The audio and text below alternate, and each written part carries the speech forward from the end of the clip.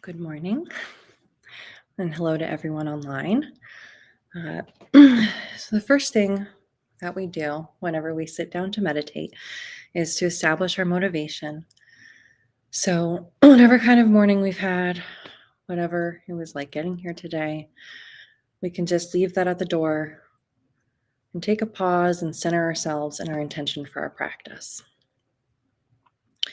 We always start by generating compassion for all sentient beings and making the wish that our meditation practice will benefit them. So let's just take a moment to do that now.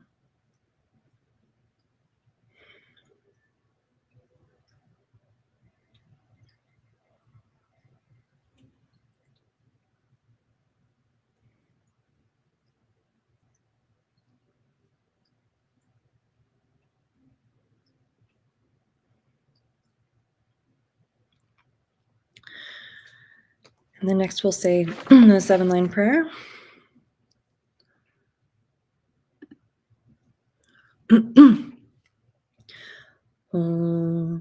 Organ yogi num jansam pemage sardompola yatsin chogi ngodrubne pemma jongne jesurag kordu kandro mangpogor Ketki Jesu dak drupki Jinji lop cheer shake su soul Guru Palma city home Organ yogi num jansam Pamage sardompola Yatsin chogi ngodrupne Pemma jongne jesurak Kordu kandro mangpogor Ketki jesu dak drupki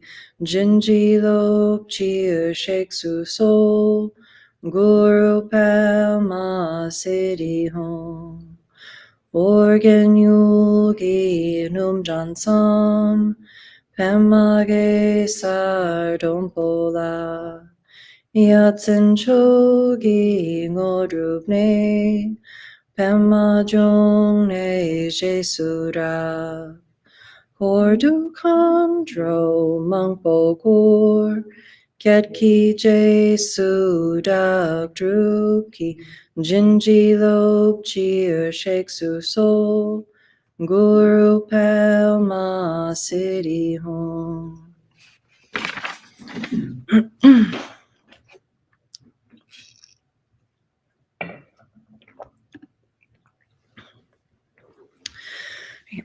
So the meditation that we'll be doing today is called Shamatha meditation or calm abiding meditation. And this practice is taught by Jetsma in her book, Stabilizing the Mind, as you all know. So Jetsma has taught that meditation is the natural state of mind when it is relaxed, stable, and open. And of course, that is our natural state of mind, but not our normal state of mind. And so we're normally kind of the opposite of that, neurotic and unstable and, not open to the experience of the present moment, not open to what is, really consumed by our ideas of what is rather than open to what is. So Shamatha meditation trains our mind to be both calm and relaxed while being alert and wakeful. And the point of this meditation is to create space in the mind. And creating space in the mind helps us to balance our emotions. It gives us room between whatever is going on in our life and our reaction to it. It gives us, it also gives us the space to develop bodhicitta. So it's the first step in developing bodhicitta, which is the compassionate wish to free all sentient beings from suffering. A bodhicitta really doesn't have any room to arise unless we create some space in the mind. And for us Buddhists, that is the most important thing, is establishing that bodhicitta.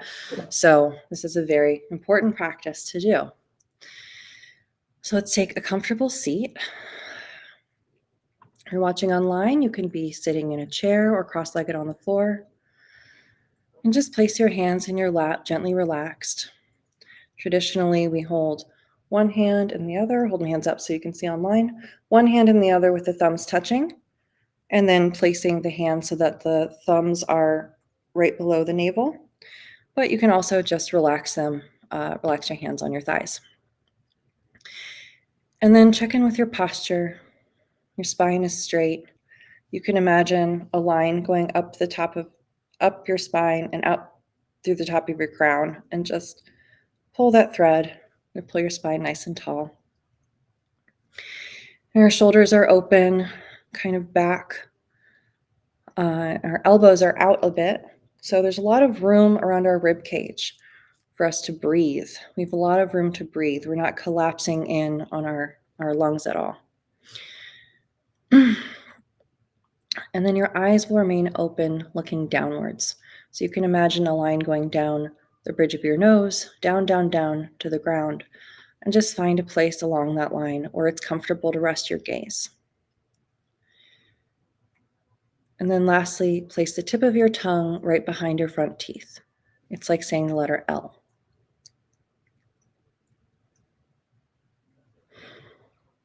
And allow yourself to relax completely and breathe normally.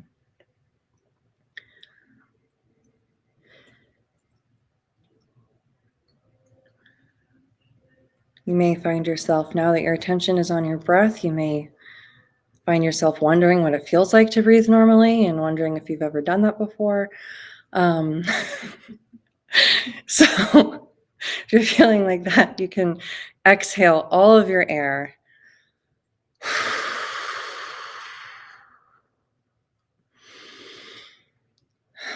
And then naturally your body will go back to its normal deep breaths.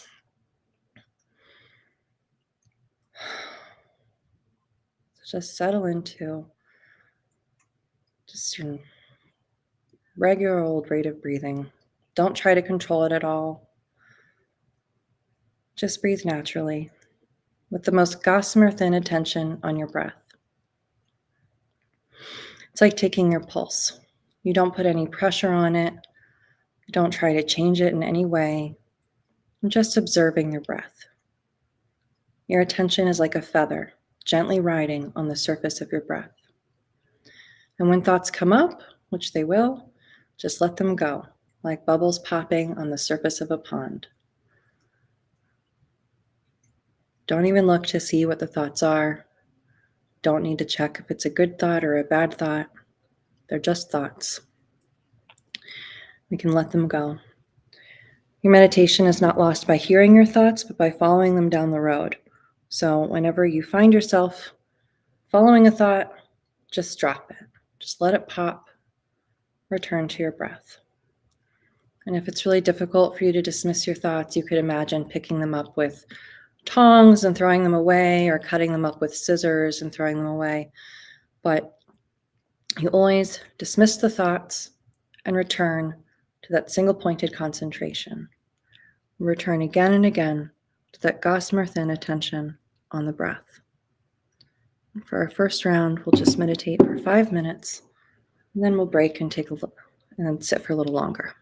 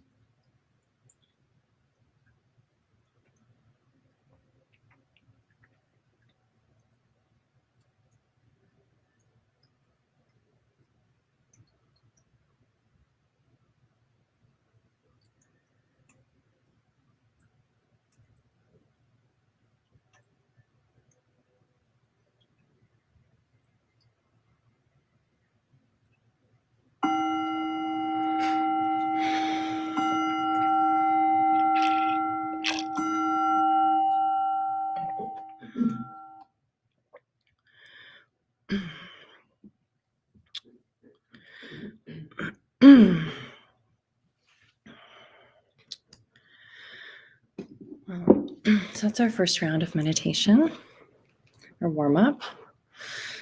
When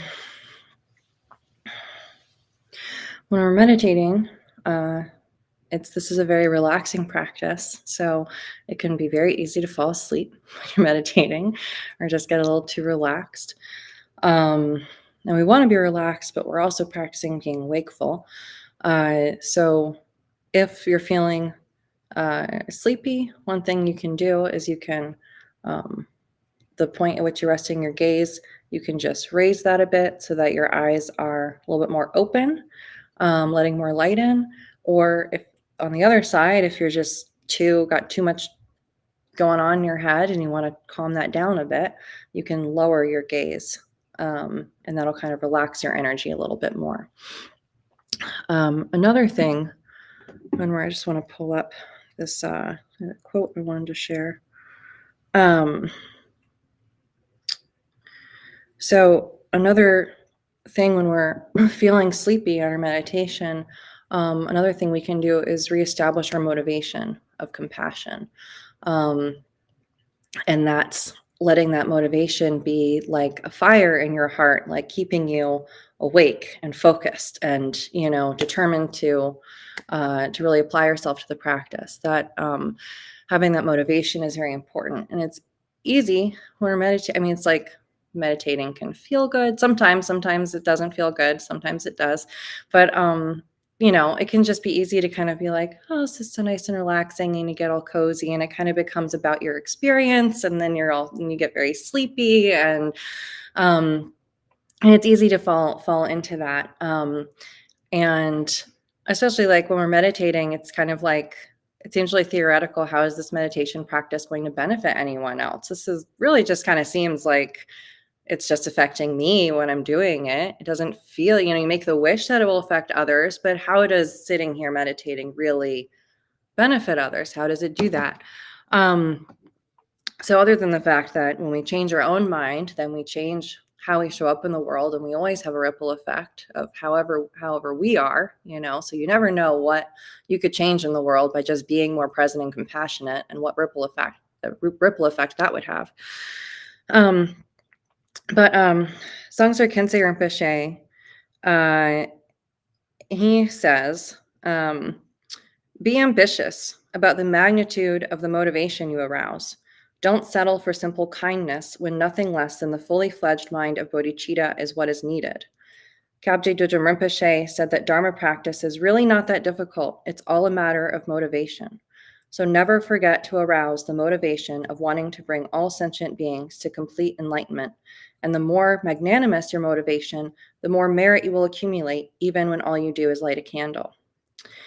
And then he gives these examples and says that if you're lighting a candle and you're just doing it as a decoration for your living room, then that's just the motivation of an ordinary person. In the case of meditation, if you're just meditating to lower your blood pressure or, de-stress, that's the motivation of an ordinary person. If you're lighting a candle or meditating with the wish to accumulate merit and eventually destroy samsara, then you share the attitude cultivated by Shrivakayana practitioners. And to light the candle with the wish that any merit attained be dedicated to the enlightenment of all sentient beings, your attitude is the same as that of Bodhisattvayana practitioners. To consider the candle to be the light of wisdom that illuminates all sentient beings with the aspiration that wherever its light falls becomes the mandala is the attitude of a tantric practitioner. So we can really be probably more magnanimous than we think we can be with our bodhicitta meditation, with our bodhicitta intention. We're probably limited by our ideas of what's possible there. But even any little thing we do, whether we're opening a door, lighting a candle, or anything we do, by having that motivation of compassion, we are creating merit with that action. And then we can dedicate that merit for the benefit of all sentient beings. So when we're meditating, it's just important to not fall back into that normalcy. Oh, this feels good. Oh, this will make I'll have such a nice day if I meditate at the beginning. It's really we are trying to do this so we can benefit all sentient beings, that we can be um, efficient bodhisattvas and go help everyone, um, and dedicate the merit to their well-being. So we're going to meditate for longer now. Set my timer.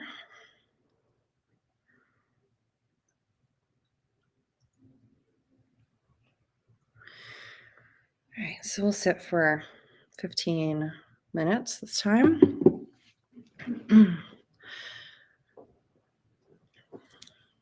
So if we feel sleepy, you can always just come back to your motivation and reestablish that motivation and then keep going. So we'll return to our meditation posture with our straight spine, relaxed body, eyes are gazing downward, tongue is just behind your teeth. Relax completely and breathe normally with a very light attention on your breath.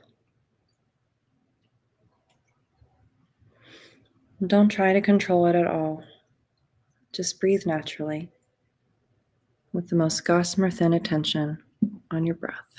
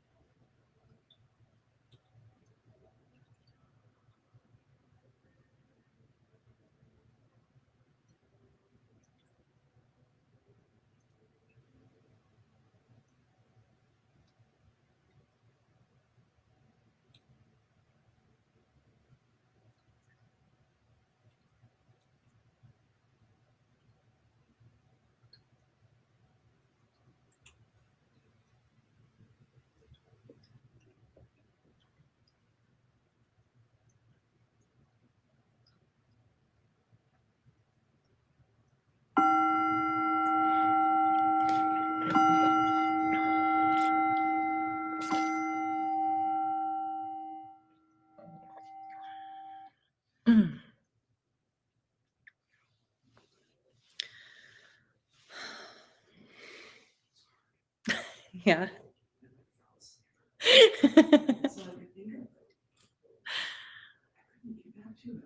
My leg fell asleep and I couldn't get back to the meditation. Yeah.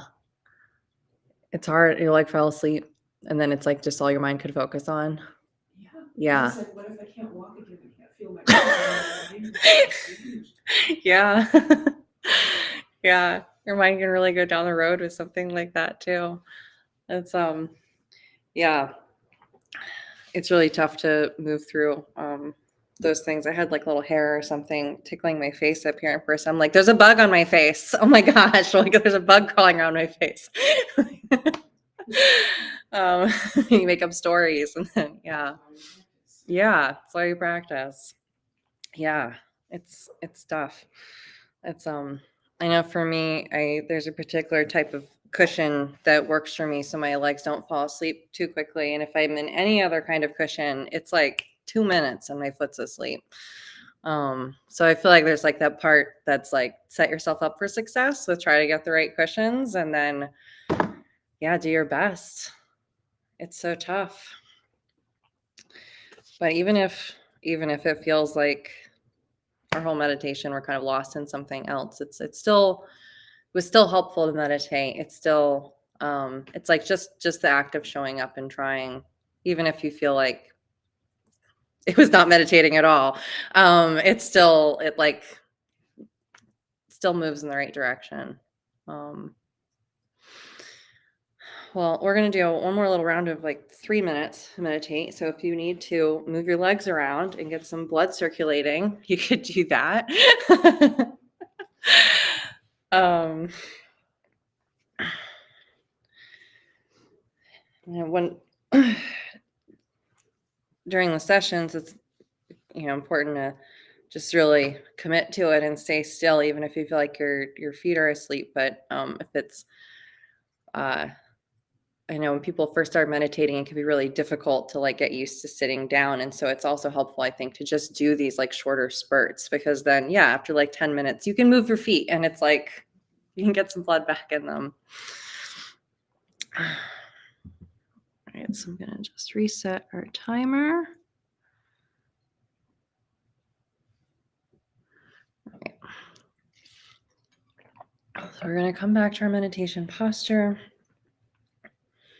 Our straight spine, relaxed body, and returning to our motivation of compassion, reestablishing our intention for our practice. That this meditation will benefit all sentient beings. And your attention is like a feather, gently riding on the surface of your breath.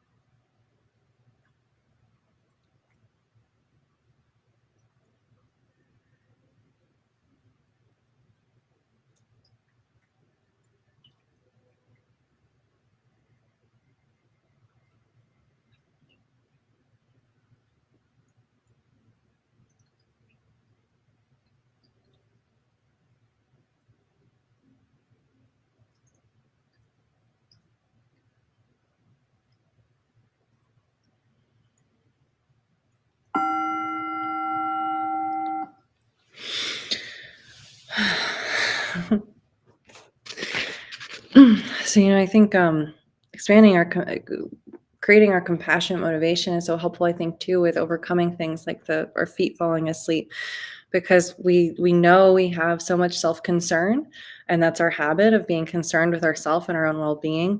And it takes time to shrink that self-concern. In the meantime, we build up our compassion and the space in our mind and our compassion for others. And it's like, I feel like it's how, how when you have grief, the grief is always there. The grief never really leaves when you lose someone, right? But you fill up your life with other things. And in comparison, the grief's always there, but it's smaller. And there's all of this rest of your life there that's also there, and in comparison, it shrinks, because the rest of your life, if you can expand the rest of your life, you can bring more, love for others into your heart, then it's like in comparison, it shrinks. Even if the grief really is like the same size, it's like you can grow your love for others, and then it kind of shrinks. So I feel like it's the same way when we expand our compassion for all beings, and then in comparison, that self-concern that once filled up our whole field of vision, it's just a little corner of it, because now you can see all these other beings that you're considering as well. So, yeah, over time, that helps. I think of like Yangtang Rinpoche when he came and he did that ceremony, and he did the empowerments in the front lawn and the tent, and he sat all day on the throne, and he didn't even leave to like go to the bathroom or anything like that. He was just there all day on the throne. And it's like, how do these teachers do that? They still have bodies. They're still, their feet fall asleep, they have to pee, like this happens, but they can do it because they have so much compassion. So something to aspire to. All right, let's say our dedication prayers. There's my copy. You both have copies of this? Okay.